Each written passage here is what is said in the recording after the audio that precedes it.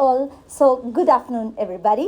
So myself Kavya. നമ്മൾ ഇന്ന് discuss ചെയ്യാനായിട്ട് പോകുന്നത് ആക്സിലറേറ്റർ തിയറിയുടെ മീനിങ്, കോൺസെപ്റ്റ്സ് അങ്ങനെയുള്ള കുറച്ച് കാര്യങ്ങളാണ്. So let's explore.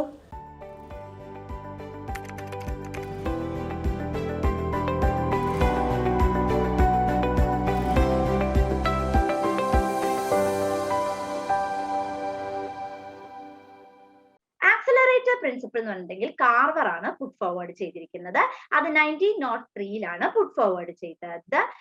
1909 ഇതിനെ പറ്റി ഒരു അനാലിസിസ് നടത്തിയിട്ടുണ്ട്. ആക്സിലറേഷൻ പ്രിൻസിപ്പിൾ കുറച്ചുകൂടെ ക്ലിയർ കട്ട് ആയിട്ട് പറഞ്ഞത് JM ക്ലാർക്ക് 1917 കൊണ്ടുവന്നത്. ഹിക്സ്, സാമുവൽസൺ, ഹാരോഡ് ഇവരെല്ലാം എന്ത് ചെയ്തിട്ടുണ്ട്? ഇതിനെ ഡെവലപ്പ് ചെയ്തിട്ടുണ്ട്. ഇവിടെ കുറച്ച് പ്രിൻസിപ്പിൾസ് ഉണ്ട്. ഇവിടെ വരുന്ന പ്രിൻസിപ്പിൾ കോൺസ്റ്റന്റ് ആയിട്ടുള്ള ക്യാപിറ്റൽ ഔട്ട്പുട്ട് റേഷ്യോ ആണ്. റിസോഴ്സസ് എന്ന് പറയുന്നത് ഈസിലി അവൈലബിൾ ആണ്.